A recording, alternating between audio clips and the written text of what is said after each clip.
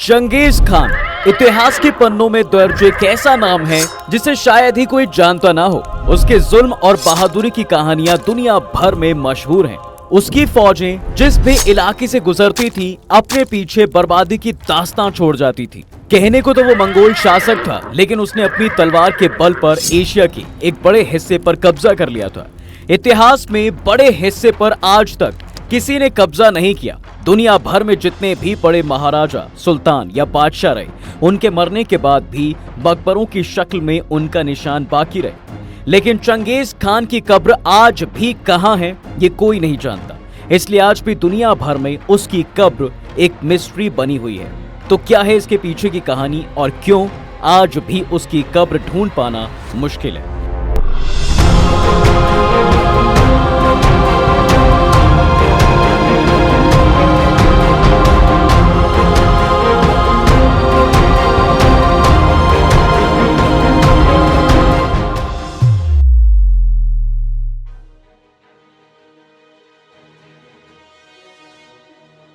इस कहानी की शुरुआत होती है 1162 मंगोलिया की पहाड़ियों में, जहां रहने वाले बोर्जुगिन कबीले में एक लड़के का जन्म होता है। इस लड़के का नाम तिमुचिन रखा गया।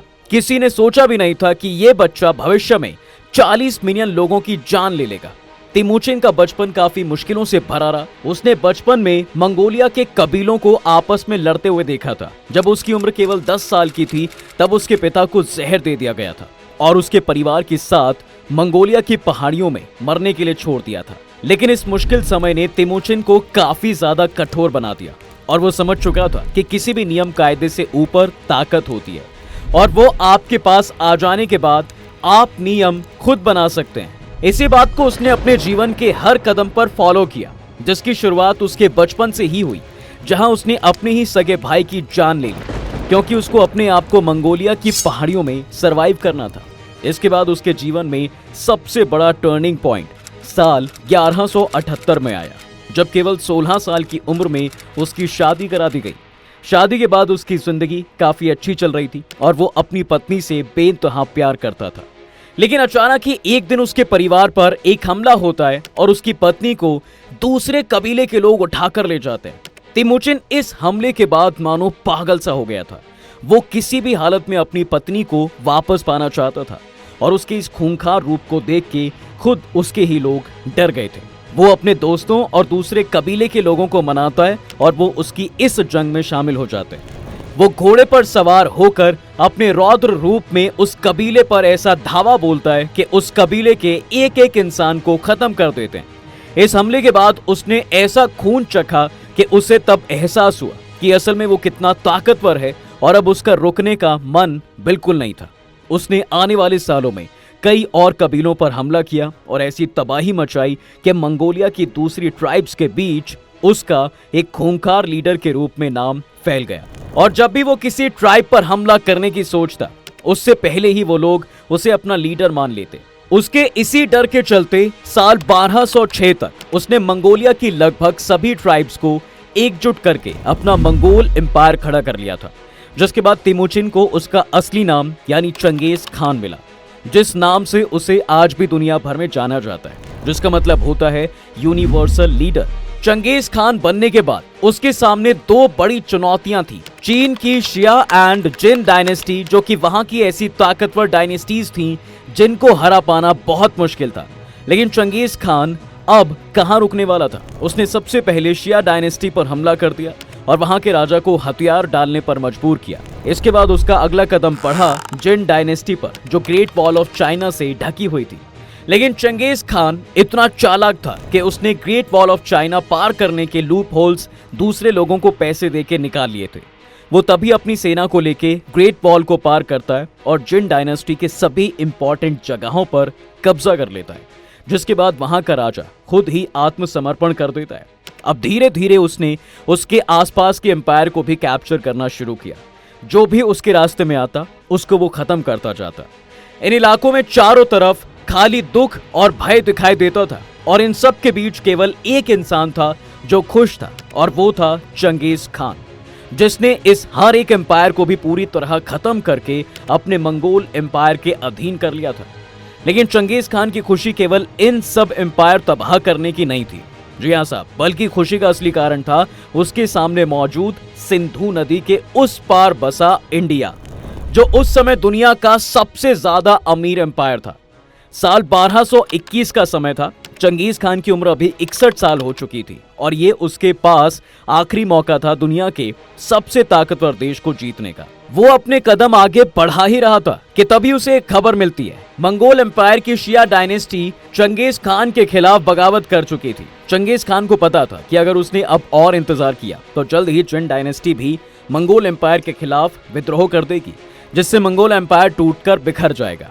अब एक और बार उसने शिया डायनेस्टी पर धावा बोल दिया, लेकिन इस बार उन्हें जिंदा रखकर उन पर राज करने के इरादे से नहीं, बल्कि उन्हें पूरी तरीके से मिटाने के इरादे से। वो प्रतिशोध की आग में इतना ज्यादा लिपटा हुआ था कि हर सैनिक को काटते हुए आगे बढ़ते जा रहा था। लेकिन ये आग शायद उसके आंखों के सामने इतनी बढ़ चुकी थी कि उसे अपनी तरफ आता हुआ तीर दिखाई नहीं दिया और वो तीर सीधा उसके घुटनों में घुस गया। लेकिन बदले की आग के सामने उसे तीर की पीड़ा उसके लिए कुछ भी नहीं थी। चंगेज खान युद्ध में इतना घुस चुका था साहब कि उसने उस तीर को नजरअंदाज किया और वो वैसे ही घायल अवस्था में आगे बढ़ता रहा। और वो तब तक नहीं रुका जब तक वहां खून की नदियां नहीं बहा दी गईं। फॉर्चुनेटली ये युद्ध तो वो जीत गया, लेकिन ये खुशी ज्यादा देर तक टिक नहीं सकी, क्योंकि चंगेज खान का जख्म उसके शरीर को अपने ग्रस्त में लेता चला गया। उसका जख्म इतना पक चुका था कि उसने बिस्तर पकड़ लिया।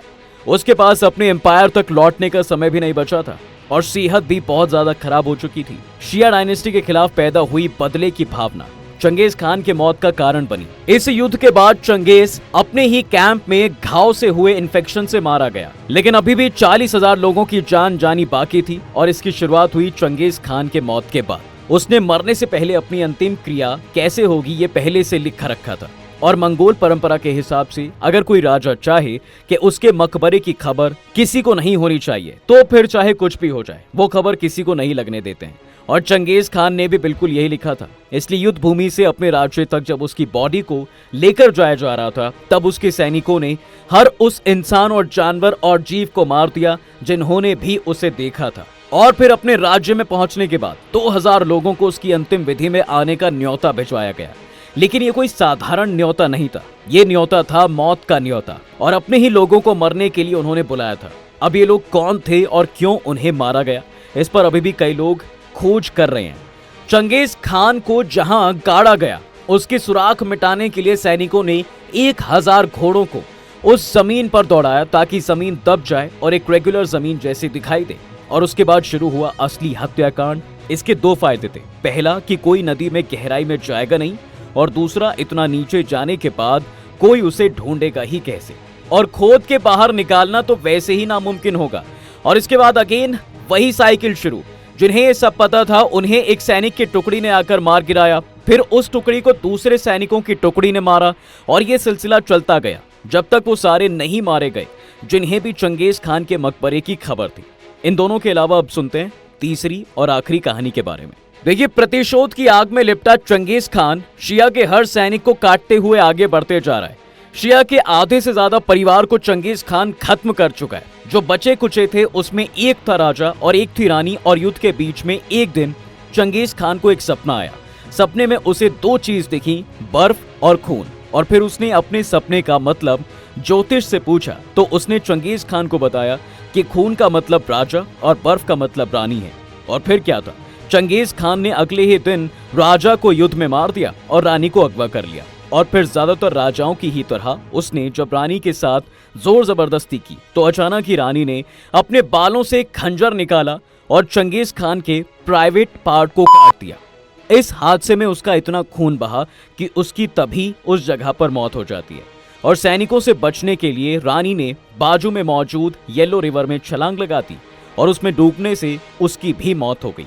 फिर वही चीज रिपीट हुई और वही हत्याकांड यहाँ पर भी हुआ।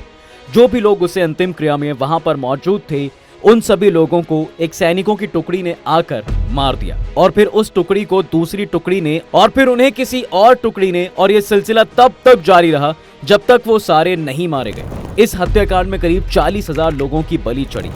चंगेज खान के नाम पे और आज की तारीख में ऐसा कोई भी नहीं है साहब जिसे पता है कि आखिर चंगेज खान की बॉडी को कहां पर दफनाया गया। लेकिन इस कहानी का एक और पहलू भी है, जिसमें चंगेज खान की बॉडी के साथ कुछ और हुआ था। प्रतिशोध की आग में लिपटा चंगेज खान जब शिया डायनेस्टी के हर सैनिक को काटते हुए आगे बढ़ता जा रहा था, तब जैसे ही उसने शिया के आते हुए एक घोड़े के झुंड को देखा तो वो इतना डर गया कि हड़बड़ाहट में वो अपने घोड़े से ही गिर गया और जख्मी हो जाता है। फिर उसे युद्ध भूमि पर मौजूद कैंप में ले जाया गया और वहीं पर उसकी मौत हुई। इसके बाद फिर वही हुआ जो पहले कहानी में हुआ था। रास्ते में सभी इंसान, जानवरों और जीव को मार दिया गया और 2000 लोगों को मारने के लिए बुला लिया गया। मकबरे के ऊपर घोड़े दौड़ा दिए गए और फिर आया इस कहानी का अपना एंगल। घोड़ों को दौड़ाने के बाद उसके कब्र के पास बहती ओनोन रिवर के बहाव को मोड़ के उसकी कब्र के ऊपर ला दिया गया। लेकिन एक्सपर्ट्स के हिसाब से आज जिस माउंटेन रेंज में उसे दफनाया गया था वो यूनेस्को के वर्ल्ड हेरिटेज साइट के अंडर आता है और इसलिए वहां पर जाना या खुदाई करना अलाउड है ही नहीं, और इसलिए हमें आज तक उसकी बॉडी नहीं मिल पाई। वैसे मंगोलिया में और भी कुछ कहानियां हैं, जैसे कि जब चंगेज खान की बॉडी को लाया गया था तब 1000 गार्ड्स ने उसकी आत्मा को प्रोटेक्ट करने की शपथ ली थी। उनके मुताबिक अगर किसी को भी ये पता चले कि उसकी बॉडी कहाँ है और उसने बॉडी को खोद के निकालने की कोशिश की तो पृथ्वी का सर्वनाश हो जाएगा। अब ये कितना सच है या फिर नहीं ये तो किसी को नहीं पता, लेकिन कुछ लोग हैं जो आज भी चंगेज खान की कब्र ढूंढने में लगे हुए हैं, क्योंकि उनके मुताबिक उसकी कब्र यूनेस्को वाली साइट पर नहीं है बल्कि वो कहीं दूसरी जगह है। अब देखना यह है कि क्या कभी चंगेज खान की कब्र किसी को मिलेगी या फिर नहीं, और अगर कोई इस मिस्ट्री को सॉल्व करता है तो वो इंसान इस दुनिया का सबसे अमीर इंसान बन जाएगा, क्योंकि कई कहानियों के मुताबिक चंगेज खान की कब्र में बेशुमार खजाने छुपे हुए। तो दोस्तों ये थे चंगेज खान की कब्र ना मिलने के अलग अलग रीजंस। आपको क्या लगता है, कौन सी कहानी सच है या कोई भी नहीं, तो कमेंट्स में जरूर बताइए।